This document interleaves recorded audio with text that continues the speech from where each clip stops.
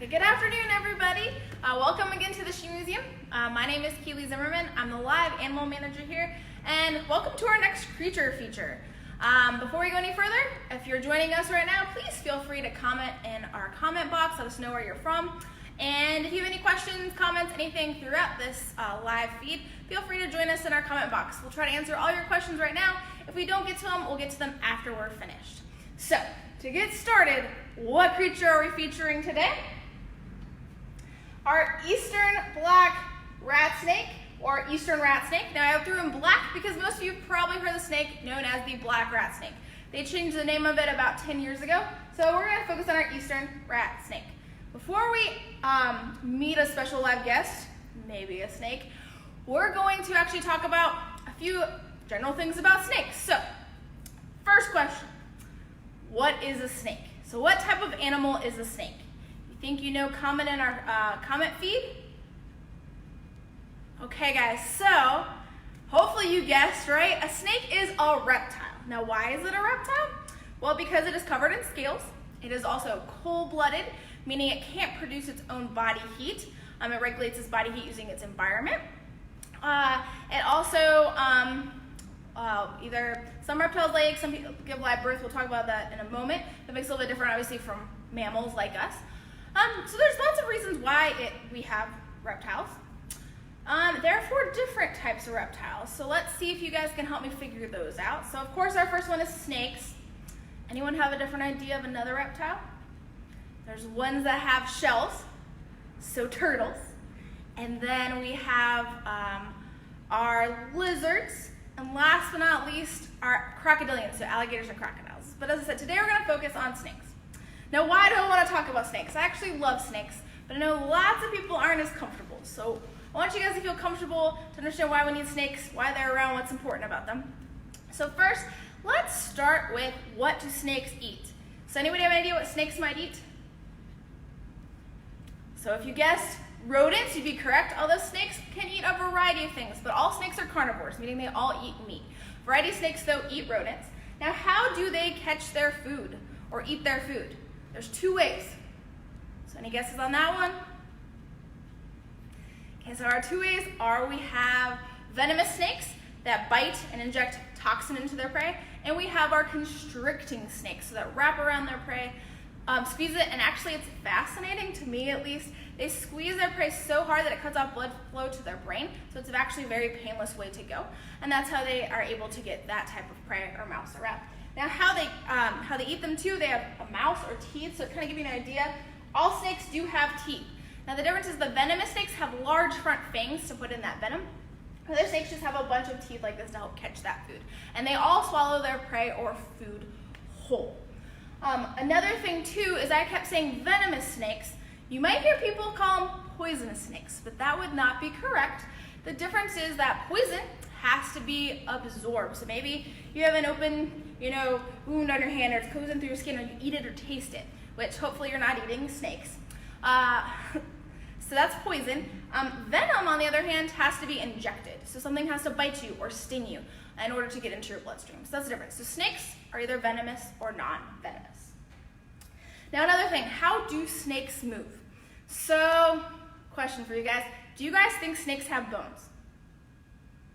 I get this from a lot of people, even adults. They think snakes don't have bones. So I'm going to show you some real snake bones. So snakes really do have bones, as you can see in here too as well. But they have lots and lots of bones. They actually have a spine, like ours that runs down our back, and a bunch of ribs. And so this is what they use to move. This would then be covered in muscle, and that muscle then helps them move or slither. And they can actually help push off things, move in accordion patterns. There's a couple of different ways that they're able to move about. And then that way they're able to protect themselves or catch their food. So, enough general information about snakes. Let's get to the main snake we're going to talk about today. Let's get to our eastern rat snake again. And as I said, I have a special live guest. Before I get him out, let's all welcome Severus Snake. Yes, we love Harry Potter here. So give me a moment to stick it out, Severus. There we go. So here's Severus. He is an eastern or black rat snake. These guys can get up to 8 feet long, so he's not quite there, but they're a pretty long snake. These guys are found in North Carolina. In fact, all over now, North Carolina and our East Coast and Midwest. So lots of different areas you can find rat snakes. There's some different species though throughout the U.S.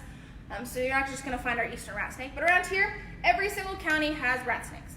And the reason I wanna talk about rat snakes today is that this is a common snake that people actually see outside in their backyard and things like that. Part of that has to do with the fact that they can climb. They're great climbers, so people see them up in trees. These guys like to eat pretty much anything, so they can eat eggs, amphibians, birds, so they'll get in birds' nests, and people get worried about that as well. Now, a lot of people also get confused between what's a rat snake and what's something like a venomous snake, like a copperhead. So I'm gonna show you guys some pictures. All these pictures right here, I want you guys to take a look at. Every single one of these pictures is an eastern rat snake. So if you see this guy, or this guy, or this guy, or that guy, or that guy outside your eye, they're all rat snakes. So their pattern really varies. Now these two over here are juvenile rat snakes. So this guy would have started with kind of that pattern.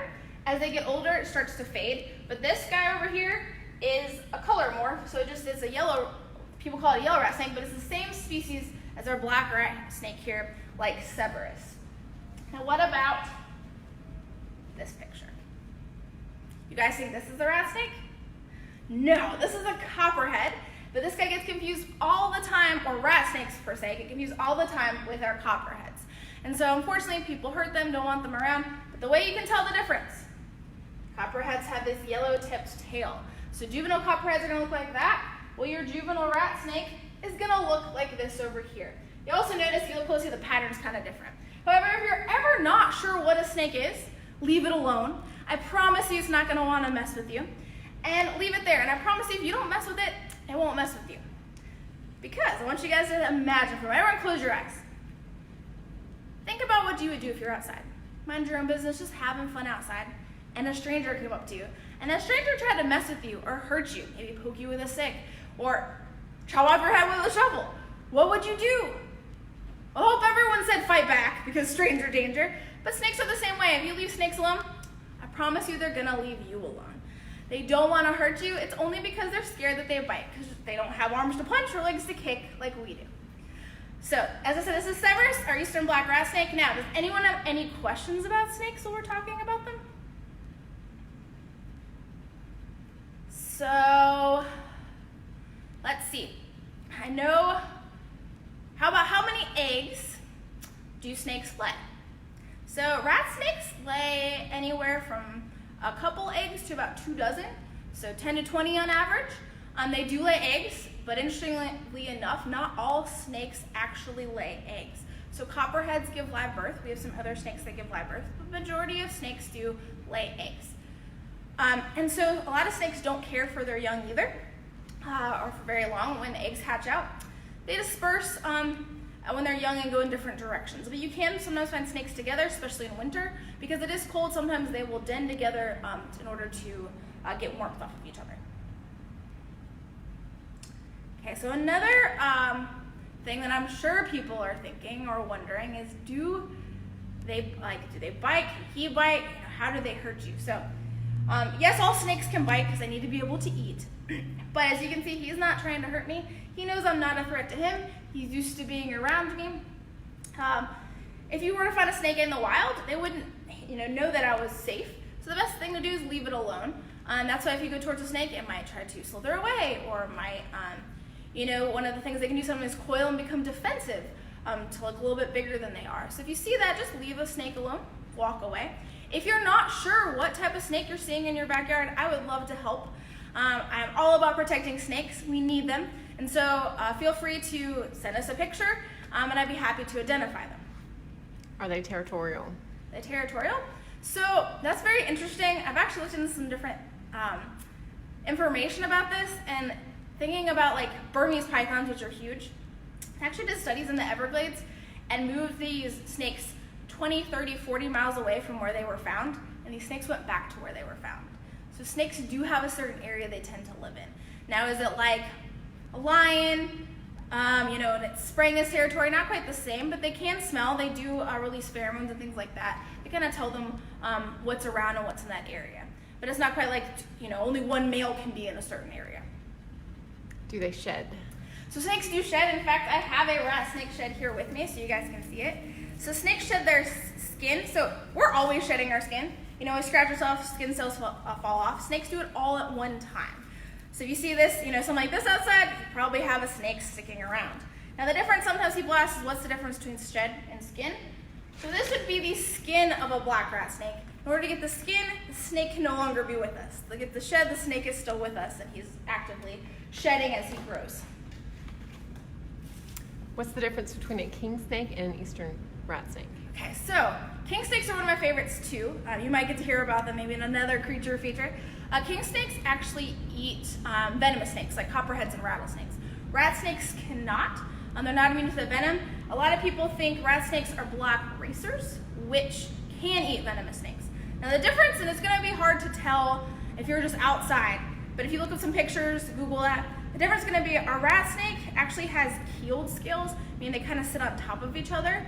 And they're not as round, where your racer is going to be rounder and the scales are going to sit flat. So it's kind of how you can tell the difference. But these guys are still very important to keep around to eat our rodents.